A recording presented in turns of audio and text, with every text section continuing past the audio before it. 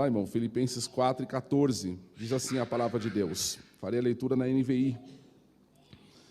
Apesar disso, vocês fizeram bem em participar de minhas tribulações.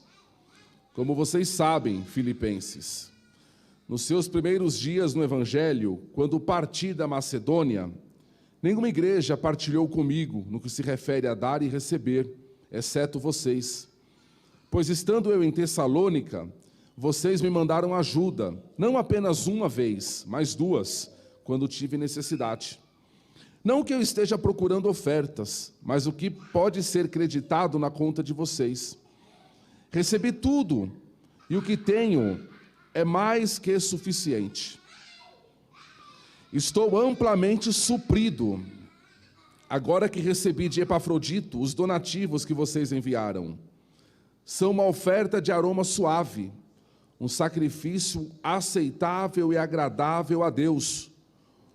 O meu Deus suprirá todas as necessidades de vocês, ou todas as vossas necessidades, segundo as gloriosas riquezas em Cristo Jesus. A nosso Deus e Pai seja glória para todos sempre. Amém. Saúdem a todos os santos que estão em Cristo Jesus. Os irmãos que estão comigo enviam saudações. Todos os santos lhes enviam saudações, especialmente os que estão no palácio ou na casa de César. A graça de nosso Senhor Jesus Cristo seja com o espírito de vocês. Amém. Aleluia. Um preso, irmãos, mas que termina sua carta com alguém que está caminhando para o triunfo. Não há nenhum abatimento, não há nenhum desânimo, nenhum espírito de derrota. Paulo sabe para onde está indo. E ele se despede, irmãos, desta igreja com palavras de gratidão pela parceria no seu ministério. E encoraja aqueles irmãos a se alegrarem sempre no Senhor. Irmãos, nós aqui da Chácara Inglesa podemos receber essas palavras, irmãos, e nos alegrar sempre no Senhor, mesmo em nossas tribulações. Podemos saber, irmãos, que estamos seguindo os mesmos passos que Paulo seguiu, e consequentemente estamos caminhando, irmãos, para o triunfo final. Louvado seja o Senhor. Paulo, irmãos, agradece àquela igreja por compartilhar de suas aflições.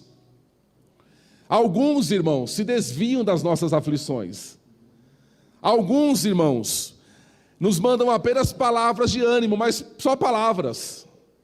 Mas outros, como os filipenses, eles compartilham, ou seja, eles sentem junto, eles fazem parte, eles se colocam debaixo. Aquela igreja,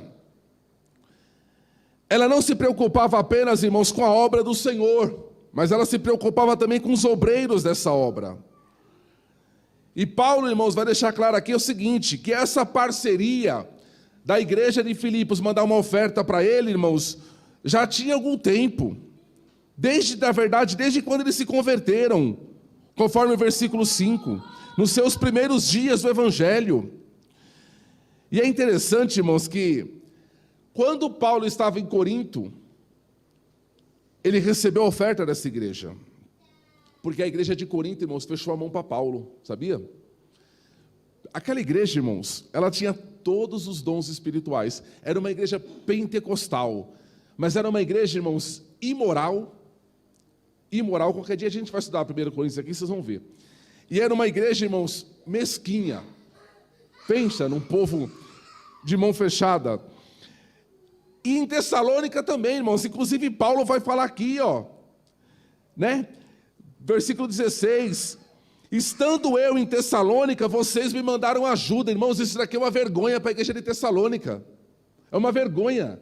Paulo estava com eles, mas quem teve que mandar ajuda foi os irmãos lá de Filipenses, irmãos, porque a igreja de Tessalônica, inclusive no texto, irmãos, vamos abrir lá para ver? Olha que vergonha para uma igreja.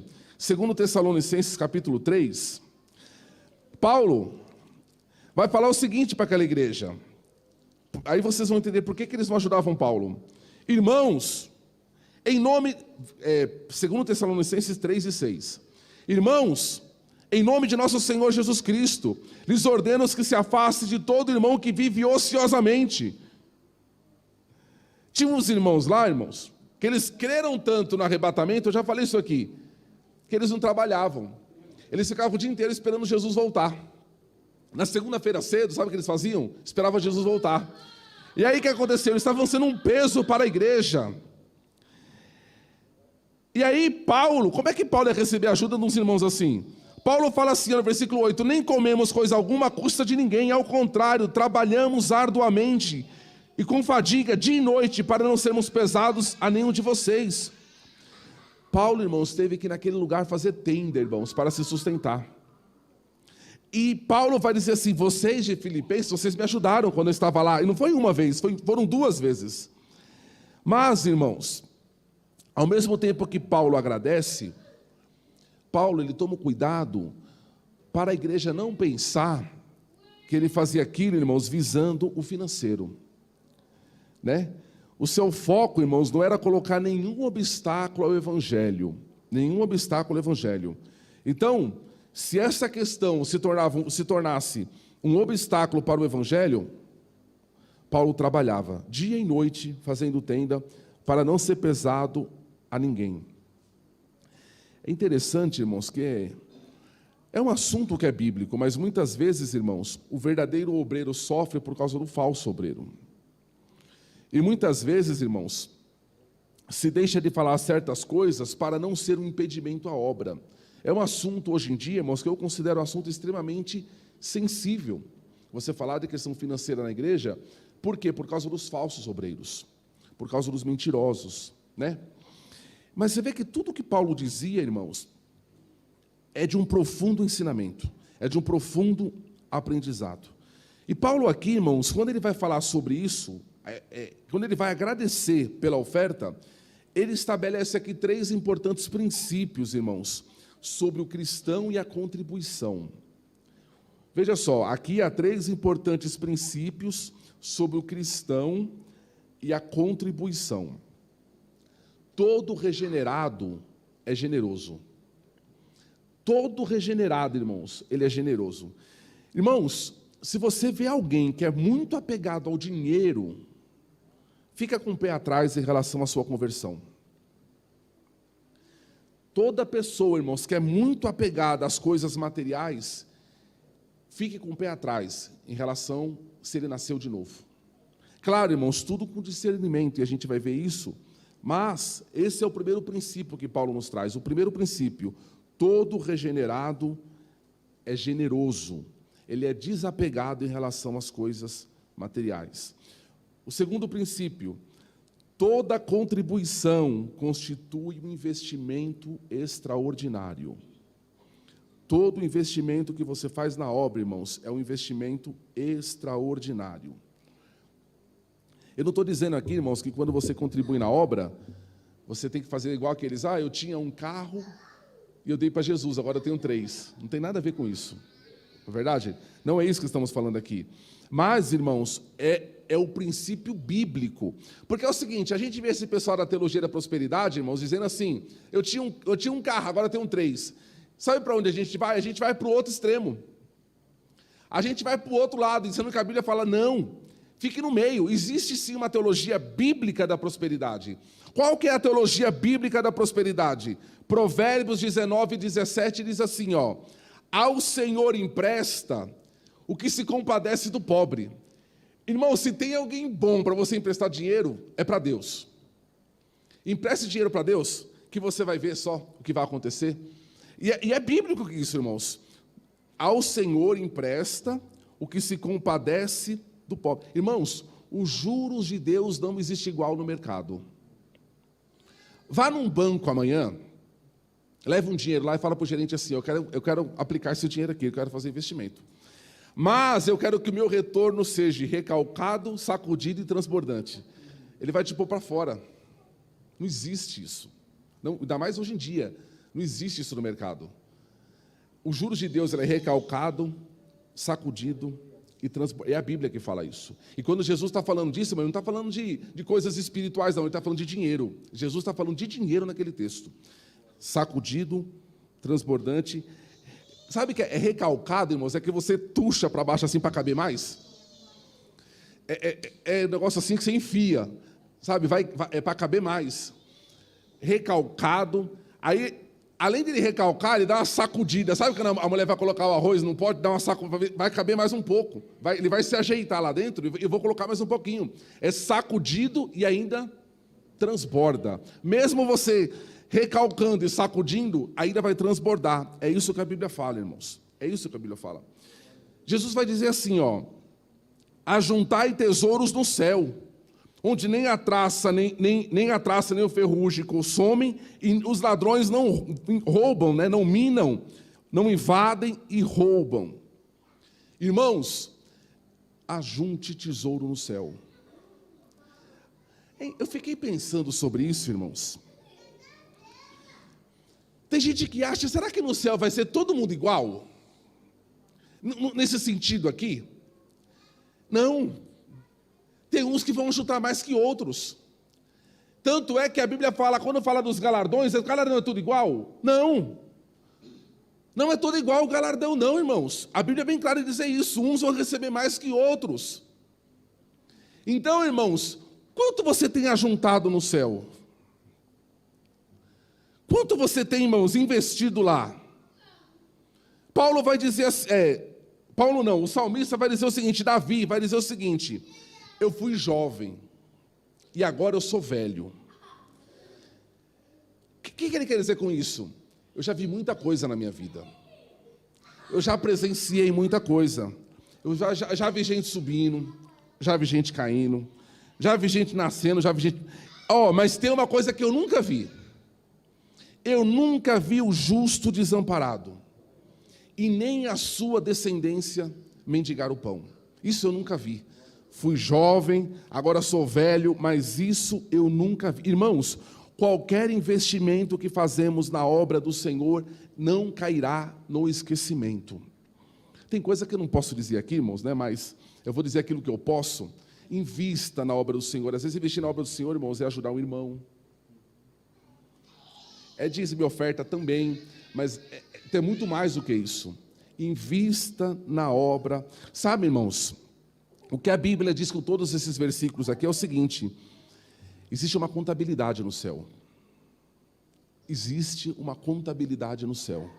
Existe um caderninho, tem um anjo lá com um caderninho, irmão. Sabe aquele caderninho que você fazia as pendências antigamente, quando eu ia no mercado? Existe um caderninho lá no céu. Nada ficará no esquecimento. Nada cairá, irmãos, assim, no vazio. E sabe, irmãos, eu trabalhei 21 anos em banco, e sabe uma coisa que tem em comum entre os grandes investidores? Camarada que tem grandes cifras investidas, eles não queriam que ninguém soubesse. Faça escondido, não precisa ninguém ver. Ninguém vê. Não precisa, irmãos, ninguém saber. É assim que a gente deve ser, irmãos.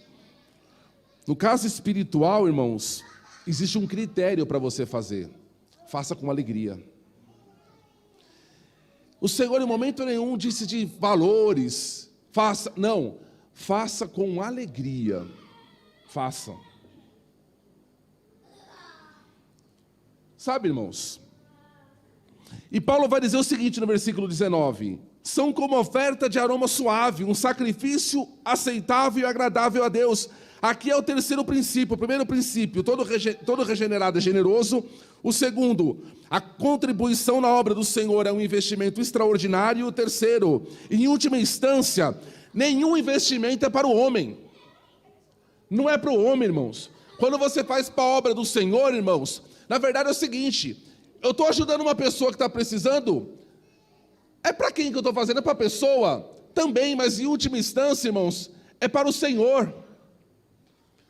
Jesus falou assim: quando você deu um copo de água para um dos pequeninos, você deu para ele? Não, você deu para mim, você me deste. Eu te devo isso.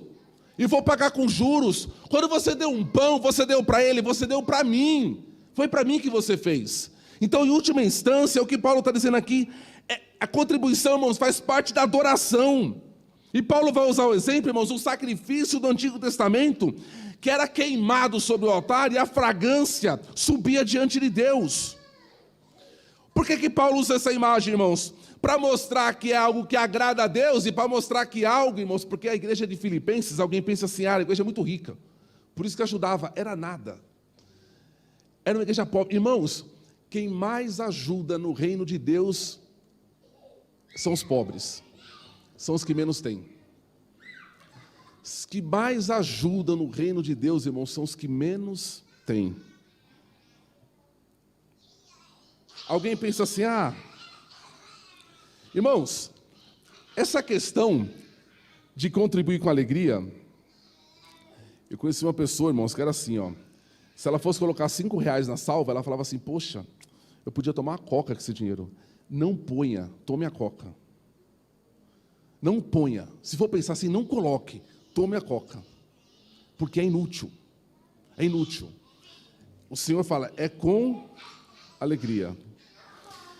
Que princípio glorioso, irmãos. E como a gente deixa, irmãos, de ser, igual eu falei, se torna um assunto sensível, e por causa dos falsos mestres a gente fala pouco, e aí o povo às vezes deixa ele ser abençoado, porque a pessoa às vezes não tem noção do que a Bíblia fala sobre isso.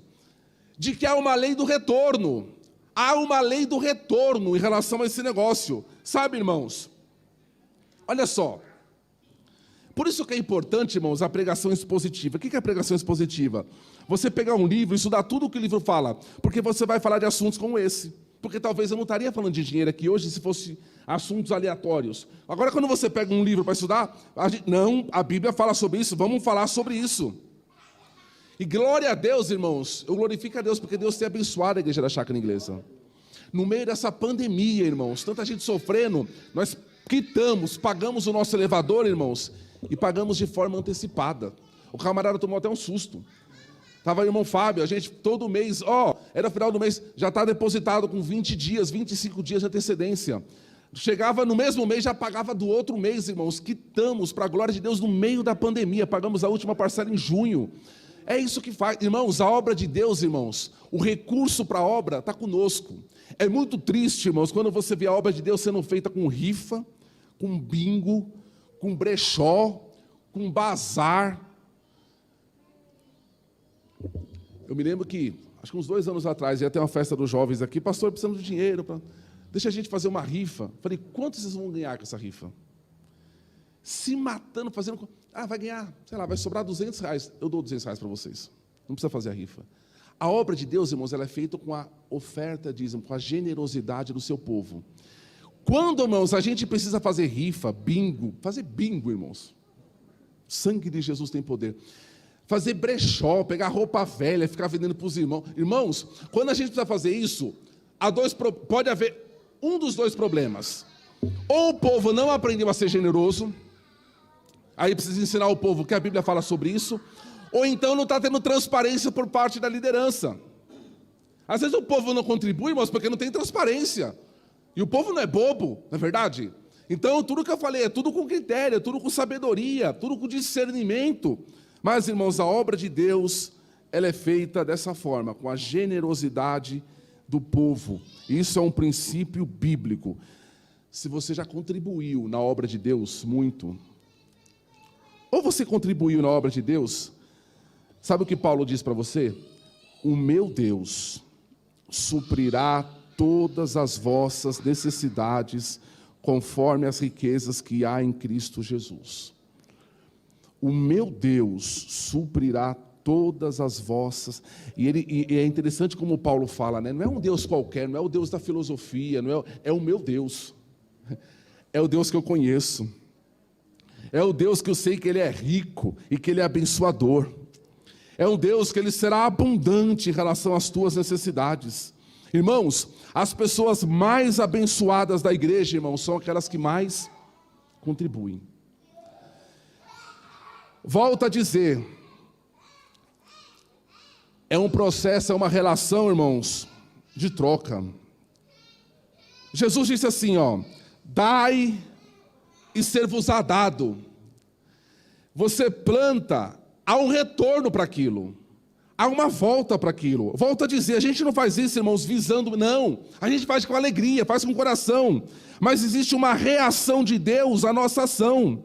Existe uma resposta de Deus à nossa atitude, irmãos. E Paulo não fala assim, quem sabe, talvez, possivelmente. Não, ele diz, o meu Deus suprirá, ele suprirá. É uma certeza, é uma afirmação. Não é uma possibilidade, ele suprirá. Porque quando você faz, existe uma resposta de Deus. E como disse Isaías, agindo Deus, quem impedirá? Quem pode, irmãos, impedir a resposta de Deus à nossa contribuição?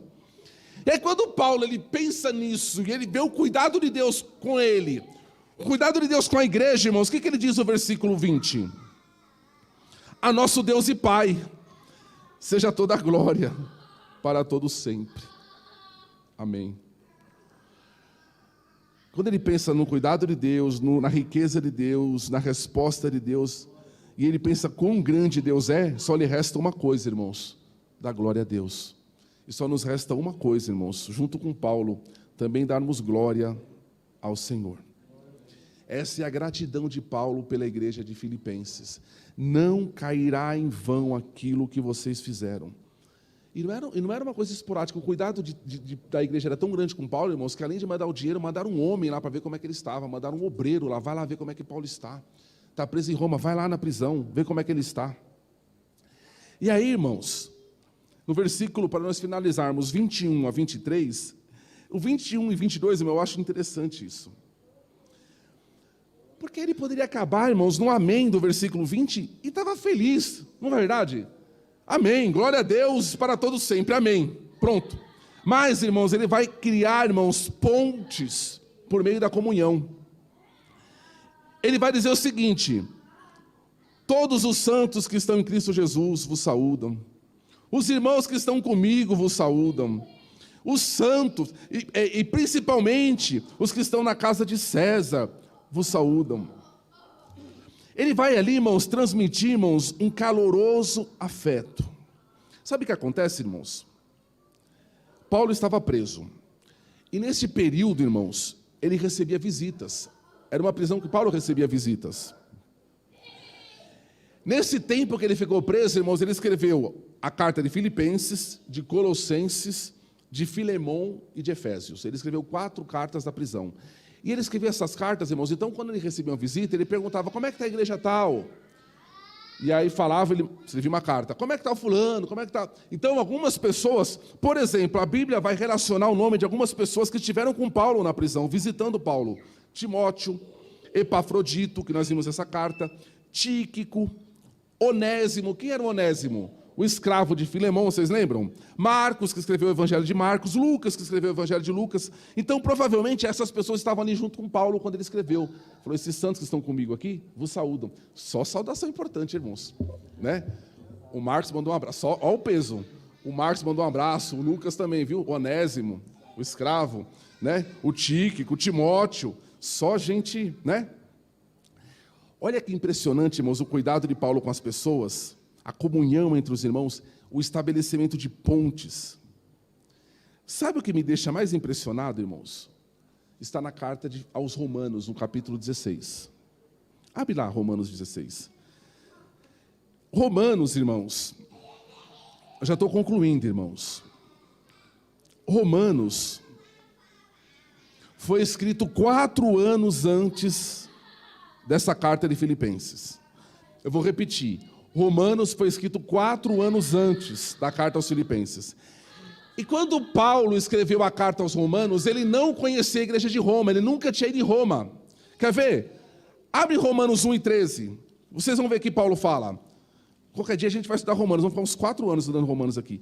É a carta mais teológica de Paulo. Romanos 1 e 13, Paulo diz assim, ó. Quero que vocês saibam, irmãos, que muitas vezes planejei visitá-los, mas fui impedido até agora. Paulo não conhecia a igreja de Roma, pessoalmente. Ele só conhecia as informações que traziam para ele. Mas olha a despedida que Paulo faz. Irmãos, volto a dizer, Paulo não conhecia essa igreja. Olha Romanos capítulo 16, o versículo 3. Saúdem Priscila e Áquila, Versículo 5. Saúdem também a igreja que se reúne na casa deles. Versículo 6. Saúdem Maria, que tanto trabalhou por vocês. Versículo 7. Saúdem Andrônico e Júnias. Versículo 8. Saúdem Ampliato, meu Deus, meu amado irmão no Senhor. Versículo 9. Saúdem Urbano e meu amado irmão Estaques. Versículo 10. Saúdem Apeles. Versículo 11. Saúdem Herodião, meu Deus. Saúdem a casa de Narciso. Saúdem Trífina e Trifosa, mulheres que trabalharam conosco. Saúdem a amada Pérside. Irmãos, como é que decorava esses nomes? Né?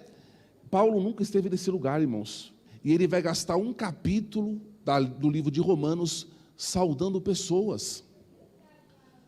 Porque para Paulo importava as pessoas. Igual eu falei, eram cartas, irmãos, que Paulo falou de assuntos que até hoje se discutem. O que Paulo quis dizer em Romanos? Gera discussão entre arminiano e calvinista. O que Paulo disse? Tal era a profundidade que Paulo falou. Teve uma hora em Romanos que Paulo, irmãos, ele teve, parece que um êxtase. Ele fala, profundidade das riquezas. Parece que estava ali quase arrebatado, tanto da sabedoria quanto do conhecimento. Quem conhecerá o caminho do Senhor? No meio dessa carta ele começa a escrever nome de pessoas, porque ele criava pontes. Irmãos, a gente precisa ter pontes, ter amigo, irmãos, ter pessoas que oram por nós, e pessoas que nós oramos por elas. Mas é de outro ministério, crie pontes. Tem amigos, irmãos. Olha, por isso que Paulo era quem era, irmãos. Ele criava pontes, porque pessoas importavam para ele. Ele vai gastar um capítulo, irmão, falando o nome de um monte de gente. E a maioria dessas pessoas aqui, irmãos, você vai olhar quem era nos comentaristas, não sabemos, só aparece aqui. Mas Paulo prezava por isso, Paulo dava importância para isso. É por isso que no final da carta aos Filipenses ele vai falar, os irmãos o saúdam, os que estão na casa de César. Quem eram os que estavam na casa de César? Irmãos que se converteram e que trabalhavam no palácio de Roma. Eram cozinheiros, porteiros, faxineiros, pedreiros. Eram os juízes de Roma. Eram pessoas que trabalhavam para César. Eles estão mandando saudação. Que diferença para a igreja de hoje, irmãos? Somos tão frios. Chegamos no culto para receber a nossa bênção e ir para a nossa casa. Não conhecemos o nome do irmão que senta do lado. Paulo nunca esteve nessa igreja, nunca. Talvez eram pessoas que falou, Paulo, tem uma pessoa lá em Roma que está passando por uma luta, o nome dela é tal, e Paulo orava por aquela pessoa ao ponto de guardar o nome dela e a causa dela no coração. Meu Deus! Quando Paulo fala isso, irmãos, transmite intimidade, transmite amor. Sabe por que hoje a gente não recebe? Porque a gente não dá. A gente não age, não tem o retorno. A pessoa chega, fiquei doente. Teve uma pessoa uma vez que falou de púlpito, né? E ninguém foi me visitar. Não foi aqui não, graças a Deus. Aí você pergunta assim, quantas pessoas você visitou quando você estava boa? Amém, irmãos. Eu vou encerrar com o versículo 23.